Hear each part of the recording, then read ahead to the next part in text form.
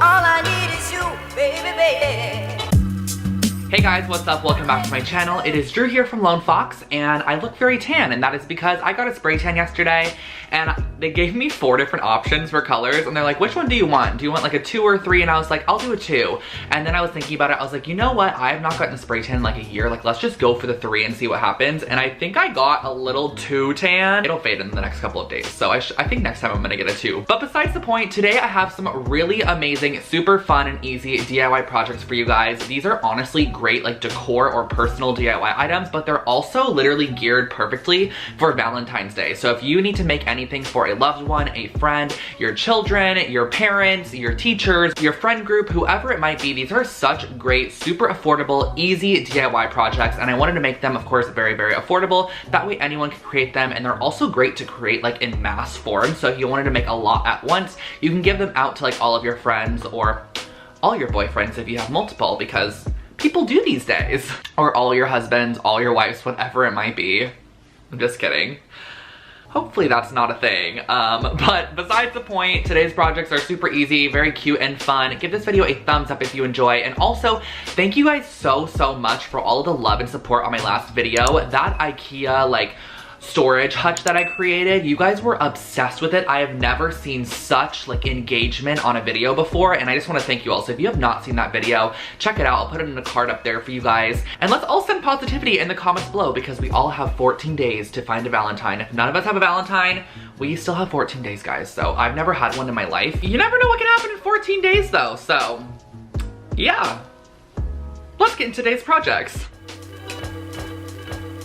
Alrighty guys, so jumping into our first project here, I wanted to do something that really displayed Polaroids nicely, because I feel like Polaroids and Valentine's Day are just perfect together. So I'm creating a little Polaroid booklet display. And so I picked up these little wood pieces at Joann's Fabrics, measured them out, and I'm going to be cutting them down to make the front and back covers of our books. It looks like I'm struggling with this saw, but I swear to you, it was not that challenging at all. And these wood pieces, the little cover pieces that I'm cutting, are cut to 3 inches by 4 1/4 inch. And I also used a little bit of sandpaper just to make sure the edges were all smooth and just ready to be covered, or not be covered, but be the front and back cover of our booklet. So once those are done, I measured out the size, and I just wanted to cut out 4-inch strips of cardstock. So I grabbed some craft cardstock at Joann's Fabrics, which is like just a kind of recycled looking cardstock, and I cut it down to 4-inch by 12-inch strips. And once those were all cut down, I then went and I placed it on the top, and I decided where I wanted to score. So I used a pair of tweezers literally just to create a score line with my ruler, and I scored it at every 2 3/4 inch. So every 2 3/4 inch, I drew a line and I scored it. That way you're able to easily fold it, and then you're going to sandwich 2 pieces together. So there's like a little additional flap that was left at the end. Glue them together. I'm using Fabri-Tac adhesive, and then you're gonna glue it to the front and back covers just to create an accordion. I feel like this is kind of more of a self-explanatory, if you see what I'm doing, you're gonna understand it process, but I'll make sure to put all the measurements on the screen for you so it's very understandable. So this is what you're gonna end up with, and I have this scrap piece of leather that I've had in my collection for so long, I've never even used it. So I cut out a small little 1/2-inch strip of that, and I'm using one of these little posts. They're like screw posts, and I'm just punching a hole through, screwing the screw post on, and you can find these in the leather section at Joann's Fabrics. And then I'm going to be punching a hole, and we're just going to be creating a closure for this book. So when you're able to kind of link it around, you're able to clasp it on the front, which is really nice. And then I just wanted to glue this down to the back cover, that way it stays stuck on there. So I used my Fabri-Tac adhesive again and glued it down, and here you go. So you're able to just simply fasten that shut. And then on the inside, you're able to display your Polaroids, and you can actually put them towards the top if you wanted to. I put mine in the middle, but if you put them more towards the top, you can put like a date underneath, or like a little memo or blurb, whatever you wanted to add. And I really think anyone would love to receive this, because it's kind of like a classy take on Polaroids.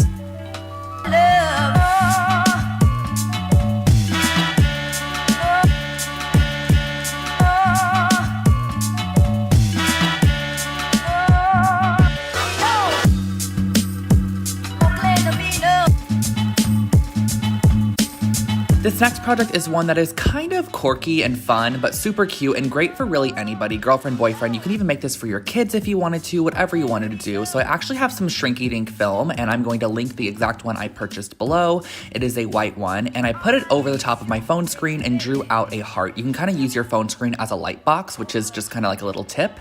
And I filled it in with a Sharpie. I filled in this heart completely with just a red Sharpie. And by the way, the heart that I used was just the emoji heart, and I just found it on Google. And I also decided that I was going to do a pink one. I actually ended up not even using the pink one, but I thought I would share it anyways as an additional idea. So I filled that in with a pink Sharpie as well. And keep in mind that when you use Shrink Ink film, the size of the piece you're doing is going to shrink down to a third of what it is. So I wanted to make my heart very large. I honestly used my entire phone screen. So on the back side of my heart, I actually did this little like broken-esque look. That way you can create two necklaces and you can give one to a loved one and you can have the other one for yourself.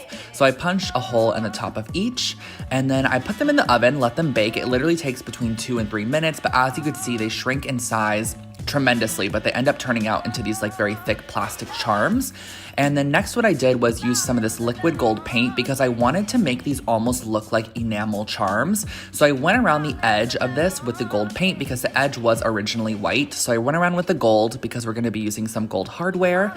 And once I was done, I also painted the back with the gold as well. I also ended up painting that pink heart gold just because I wasn't really into the pink color, but this is what it ended up looking like. And then next what I did was I actually put some of this Sculpey gloss glaze on the top, and this is going to make it almost like a puffy layer of just like glossy glass. It looks really pretty when it's completely dried down.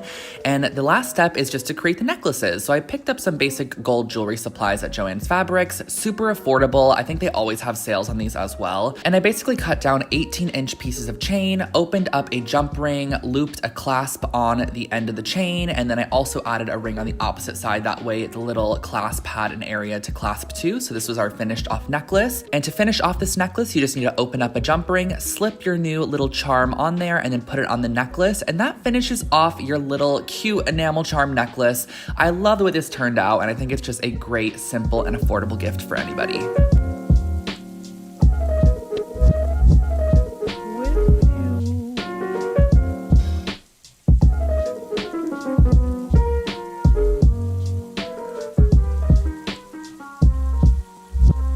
This project here, if you make this for someone, they are going to love you forever. And this was actually inspired by Jen Woodhouse. She did a very similar set I saw on Pinterest, and then I read her blog post about it and I was obsessed with it, but I wanted to recreate it in tutorial form to share with you guys. So definitely check out her post and I'll link it below for you as well. So what I started off by doing was using some Sculpey clay, and I'm going to link the exact one I got from Amazon below because it's just so nice and easy to work with.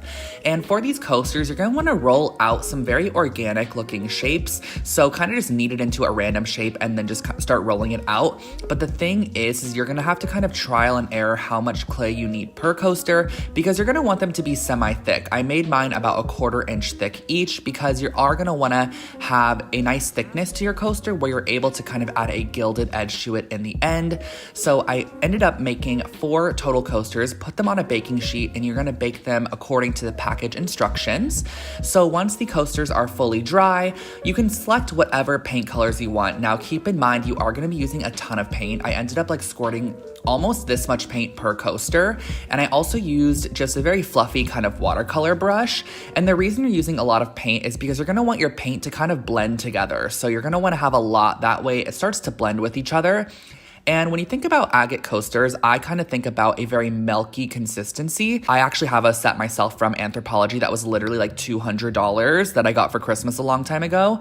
But when I look at it, the actual rock inside is kind of milky and crystallized. So I wanted to create a very similar aesthetic. So you're gonna create rings of color. And then once you have created those rings of color, add a little bit of water to it and kind of just start blending those colors, because once it starts to create that very milky appearance, that's when it looks the most like agate.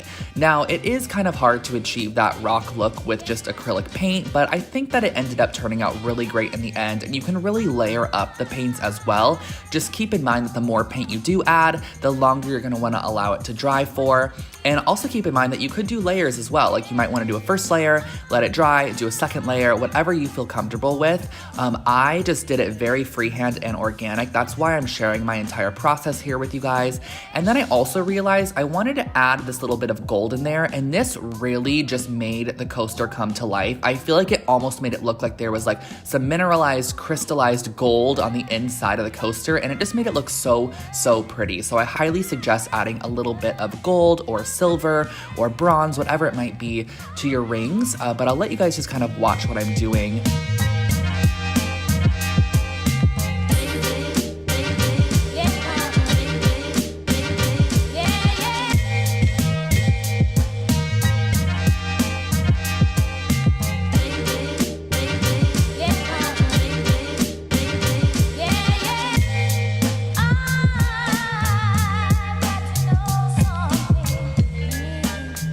As you can see, I added a little bit more darkness on the end here because you're never gonna want your coasters to look too symmetrical. It's always great to have kind of like an organic look to them. And this last one here honestly turned out to be one of the best ones, I think. I think I got better as time went on. So if you wanna practice on paper first, feel free to do so. Then let that paint dry overnight. And then what you're gonna do that really just finishes off these coasters is use your gilded paint, which I'll link this one below as well. It's from Craftsmart. I get it at Michael's, and you can actually go ahead and just paint the edges of your coaster, which is why we want it to have kind of that thick 1/4 inch clay look to it. And lastly, you're gonna add some of that Sculpey Gloss glaze as well. I added way too much for this first one. I really thought it was gonna be super thick and kind of very spreadable, but I ended up just pulling it off of that coaster and using it on all 4 coasters. So just give it a nice coat of this glaze because that's also gonna make it waterproof and great for your beverages and drinks. And that finishes off this coaster set. How amazing did these look? Much to me.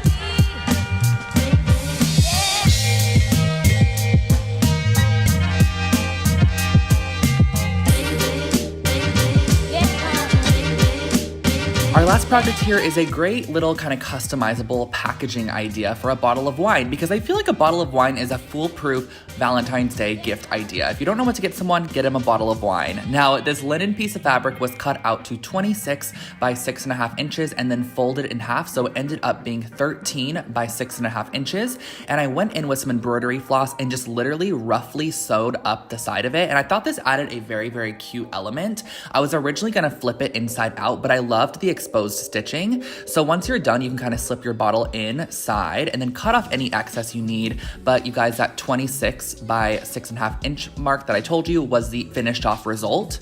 So I definitely suggest cutting your linen out to that size and then folding it. But next what I did was I just added a couple of embroidered hearts. Now you guys have seen me embroider on my channel a trillion times, so I'm not gonna go into too much depth about this, but I added on 3 little red embroidered hearts just to kind of add a cutesy Valentine's element to this. You can leave it just the plain wine bag if you wanted to, or even stamp on some hearts if you wanted to, whatever you want to do. But look how great this looks in the end. So you can slip your wine bottle in, and I used a tiny piece of leftover paper from that Polaroid project I did earlier, and I wrote "to Bay" on it because this is for Bay.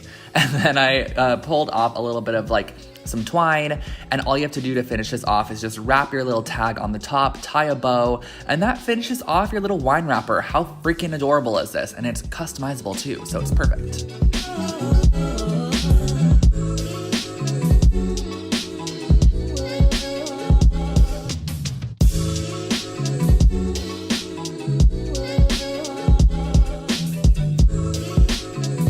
Alrighty, so those are my projects today. I hope that you guys enjoyed these Valentine's decor, DIY inspired gift ideas. These are such great just like gift ideas, of course, but also if you wanted to make those coasters for yourself, feel free to. If you wanted to make yourself your own love necklace, feel free to. Make yourself whatever you please. But yeah, thank you guys so much for watching. It means the most to me. I hope everyone has an amazing and loving Valentine's Day. And if you're not already, make sure to subscribe to my channel. I post brand new videos every single week here on room decor, DIY, home decor, room makeovers, transformations, all of the above, just tons of fun stuff. So I'd love to see you back on the channel, and I will catch you all in the next video. Have an amazing rest of your day, and bye guys!